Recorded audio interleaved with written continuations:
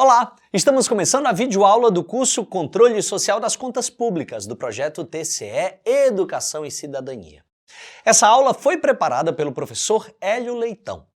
Nesse módulo, você vai aprender sobre a importância do controle social das contas públicas como um dos pilares para a nossa democracia. Vai entender um pouco mais sobre a Lei de Acesso à Informação e conhecer os mecanismos que possibilitam a transparência, além de ver os desafios para aprimorar o controle das contas públicas no Brasil. Vamos começar falando sobre a Lei de Acesso à Informação, a LAI, que você já conheceu nesse curso. A Lei de Acesso à Informação passou a determinar como obrigação aos órgãos públicos do Executivo, Legislativo e Judiciário a adoção de mecanismos que possibilitassem a divulgação de informações de maneira ativa e passiva. A forma ativa ocorre quando não há solicitação, publicizando espontaneamente as informações do governo por meios eletrônicos, atuando como uma prestação de contas do governo com a sociedade. Já sua atuação passiva diz respeito à solicitação específica, realizada por pessoas físicas ou jurídicas. E assim, o Estado brasileiro passou a oferecer segurança jurídica aos cidadãos com uma participação de maneira mais direta e objetiva na administração pública. Esse instrumento legal possibilitou que o acesso à informação e o uso de instrumentos de controle auxiliassem o Estado a cumprir com o papel de servir à sociedade de forma transparente. Com a LAI, o exercício do accountability social foi institucionalizado de forma mais concreta, permitindo a influência da população nas atividades e decisões dos agentes públicos por meio da transparência, controles e responsabilização. Vamos reforçar o conceito da palavra accountability que você aprendeu nos módulos passados? Na administração pública, a palavra accountability significa a responsabilidade dos agentes públicos em prestar contas de suas ações e decisões, garantindo transparência e responsabilização. É motivo de celebração, então, que o controle da sociedade veio para consolidar a ideia de que os agentes públicos devem ter a obrigação de prestar contas por suas ações e omissões, e que a administração pública deve ser entendida como todo o sistema de governo no qual o conjunto de atitudes, normas, processos, instituições determinam a forma de distribuir e exercer a autoridade política para atender os interesses públicos. A Lei de Acesso à Informação surgiu com o objetivo de regulamentar um direito já previsto constitucionalmente. O direito concedido aos cidadãos e cidadãs de terem acesso às informações públicas. A LAI, mecanismo de controle fundamental à consolidação democrática, é aplicável aos 3 poderes da União: Distrito Federal, unidades federativas e municípios. É inquestionável a sua importância para a democracia. Ela viabiliza de maneira legal uma maior participação popular e, portanto, um maior controle social das ações de governo e das políticas públicas. Contribui para uma maior transparência das contas públicas e, assim, possibilita uma gestão mais eficiente. É muito importante que você entenda que a LAI não invalida o já previsto na Constituição Federal, mas aprofunda direitos 23 anos depois da promulgação da Carta Magna. O ideal do controle e organização por meio da LAI está condicionado a que as informações, tuteladas pelo Estado, não podem e nem devem ser omitidas. Isso porque um dos preceitos de um Estado democrático de direito é que todas as informações são partes do bem público, ou seja, são um bem coletivo, devendo estarem disponíveis à população. Mas lembre-se, o direito à informação não deve comprometer as garantias individuais, a liberdade, a intimidade, a vida privada ou imagem de qualquer cidadão. Você vai aprender agora sobre alguns mecanismos de controle democrático. O accountability é um deles. Nós vamos aprofundar um pouco mais no estudo desse termo. Sem uma tradução nominal para o português, essa palavra se refere à fiscalização e responsabilização dos agentes públicos, De que forma os agentes externos à administração podem promover essa responsabilização dos agentes públicos? Você sabe bem dizer? Existem 3 formas que são chamadas de vertical, horizontal e social. A forma vertical está ligada às eleições. Esta sanção é exercida quando são institucionalizadas eleições razoavelmente livres e justas. As eleições concedem aos cidadãos a capacidade de punir ou beneficiar os mandatários nesse processo eleitoral. A forma horizontal é executada por poderes do mesmo nível. Operacionaliza a fiscalização entre eles por meio de um mecanismo de pesos e contrapesos, no qual um poder fiscaliza o outro, envolvendo, além do executivo e do legislativo, os partidos políticos de oposição, as controladorias, instituições supranacionais e a mídia. Para que esse tipo de accountability horizontal seja efetivo, deve haver agências estatais autorizadas e dispostas a supervisionar, controlar, retificar e punir ações ilícitas de autoridades localizadas em outras agências estatais. Ao envolver a mídia nos processos que envolvem o accountability horizontal, as denúncias e reivindicações de punição se tornam públicas e compartilhadas entre a sociedade. Mas nem sempre esses procedimentos públicos geram transparência à sociedade. Muitas vezes, por um sentimento generalizado, meio que de insatisfação, as sociedades buscam uma maior clareza das ações governamentais e das políticas públicas. É aí que se abre espaço para o accountability social, a terceira forma para promover a sanção sobre os agentes públicos. Nesse caso, quem passa a exercer o controle das ações do Estado são as entidades da sociedade civil, como conselhos, organizações não governamentais, associações ou grupos da sociedade civil organizada que busquem clareza da administração pública. Portanto, o accountability social é um espaço aberto à população para o exercício saudável do accountability vertical, aquele relacionado ao voto que você aprendeu anteriormente. Isso porque, se o controle social não for exercido, haverá problemas de informação, monitoramento e responsabilização. Gente, nesse sentido, a Lei de Acesso à Informação é um forte instrumento para que a sociedade exerça o seu poder de fiscalização.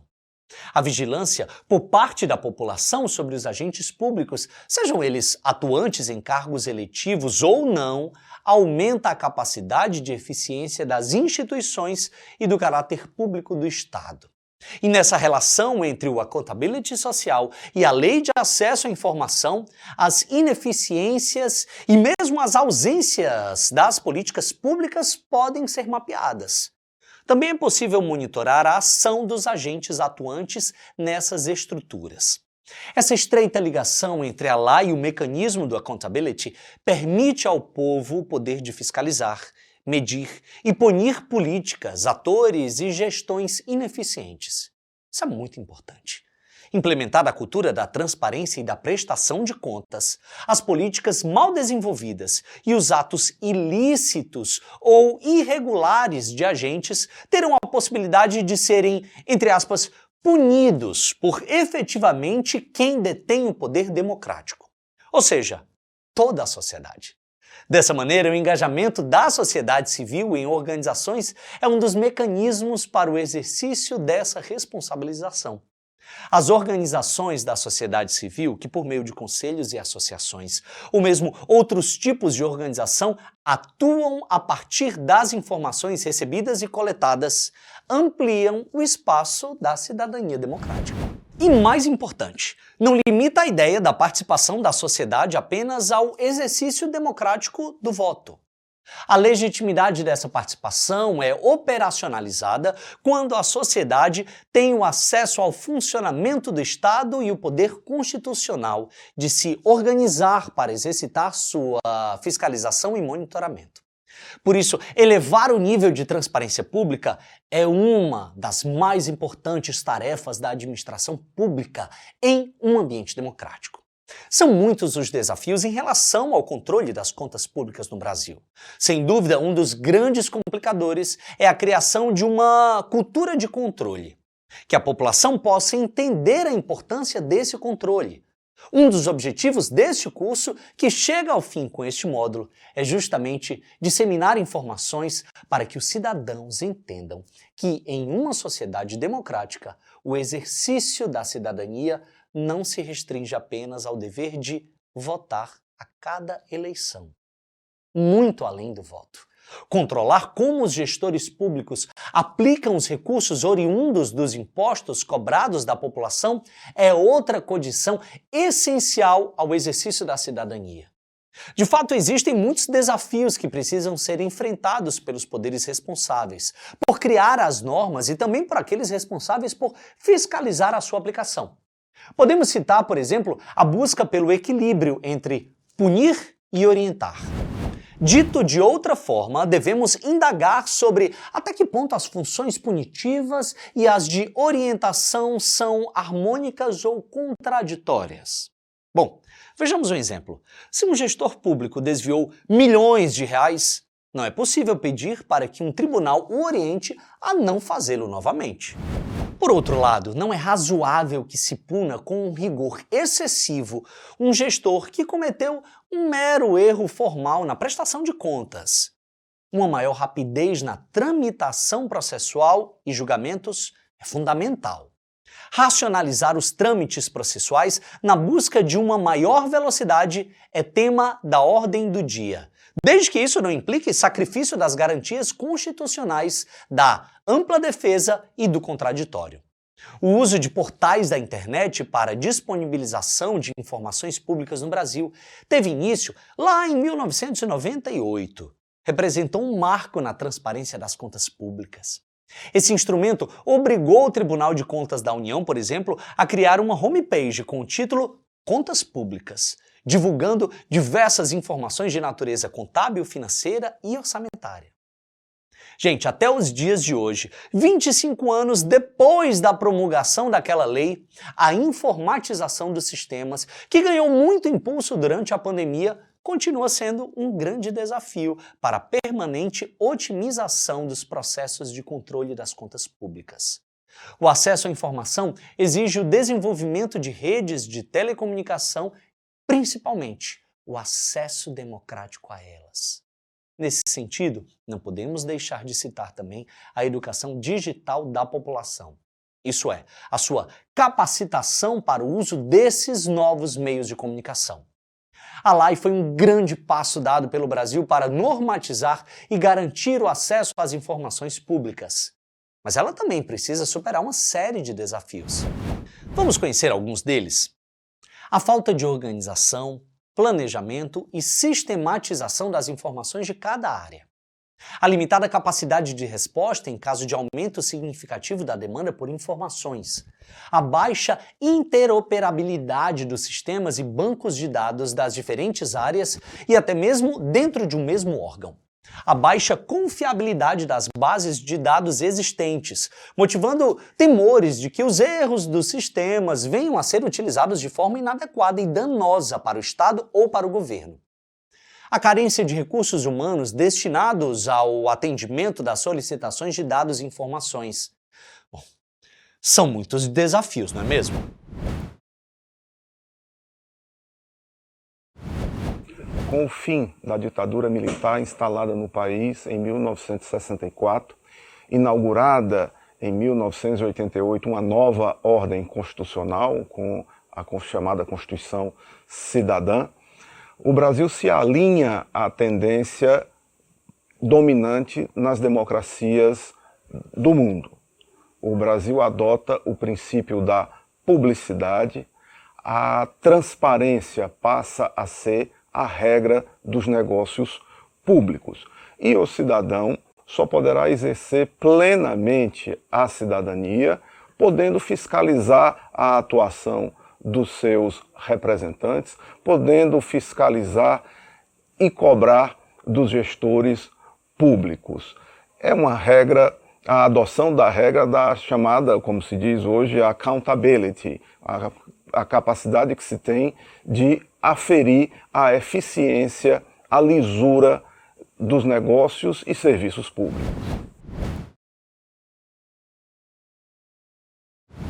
É um grande desafio, é um desafio da modernidade, um desafio próprio da nossa gente, do nosso povo, fazer com que internalizemos essa cultura, a cultura do exercício democrático, da fiscalização das atividades públicas, dos serviços públicos, da prática política, da prática do poder judiciário. Não há poder em uma democracia que esteja imune a críticas, que esteja imune à fiscalização.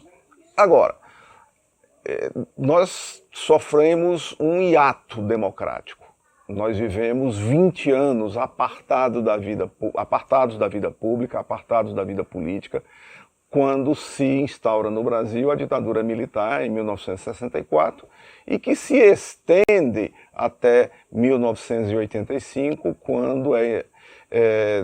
quando sofre a sua derrocada e inaugura-se o período que se chamou de Nova República. Isso gerou um afastamento do cidadão, da cidadã, da vida pública brasileira, promoveu-se a castração de novas lideranças. Tudo isso fez com que essa geração, a nossa geração, se visse apartada da vida pública, apartada da vida política. A própria expressão política é a polis grega, é a vida em sociedade, é a vida na cidade. Portanto, o exercício democrático implica essa prática cotidiana. Portanto, nós estamos ainda num processo que eu costumo chamar de radicalização democrática, que é um processo em que nós estamos ainda internalizando esses valores. Esse exercício fiscalizatório, ele pode ser exercido, e deve ser exercido pelo cidadão, e mesmo através ou até através de entidades não governamentais, de organizações não governamentais, iniciativas da sociedade civil, através da imprensa. A imprensa desenvolve um papel fundamental no jogo democrático, uma imprensa forte, livre e responsável. Portanto, o desafio que nos é anteposto nesse momento, na minha avaliação, é que construamos uma consciência cidadã em que a fiscalização, o acesso a informações públicas, condições essenciais ao exercício da liberdade de opinião, à formação do livre convencimento, sem os quais esse acesso a essas informações não seria possível, quando nada não seria consistente.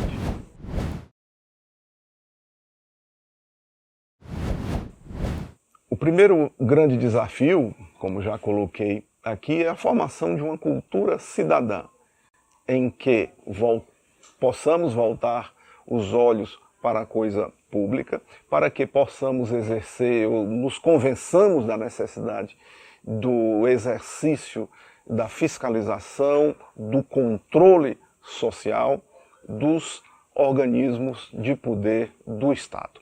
Seja poder legislativo, seja poder executivo, seja poder judiciário, esse historicamente afastado das vistas do nosso povo. Não há em uma democracia poder sem controle social, não há em uma democracia poder sem fiscalização. Portanto, a formação dessa cultura e de que nos convençamos todos dessa necessidade. Depois, que isso não seja apenas uma ação isolada de cada cidadão, mas que desenvolvamos a cultura do associativismo, que nos organizemos em torno de agremiações, de associações, grupos de pressão, que exerçamos a legítima pressão política através desses grupos.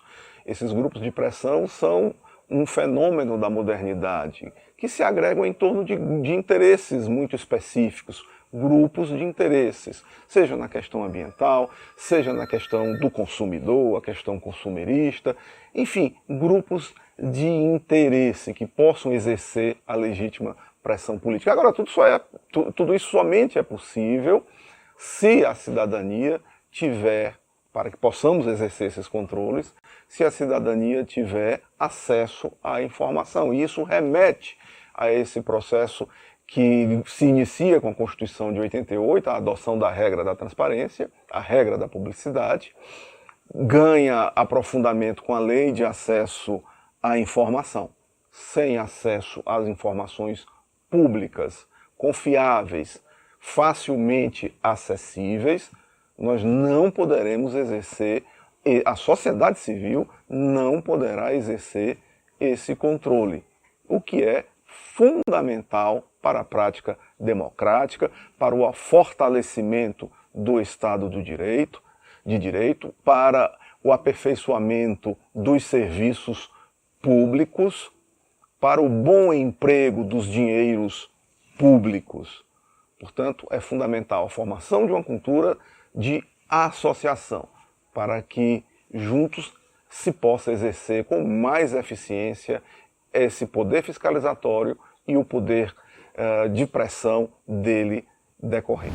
Estamos no caminho certo. E você que chegou até aqui nesse módulo 10 do curso Controle Social das Contas Públicas do projeto TCE Educação e Cidadania, está agora muito mais preparado para entender os mecanismos de controle e o seu papel no exercício da cidadania nessa nossa sociedade democrática.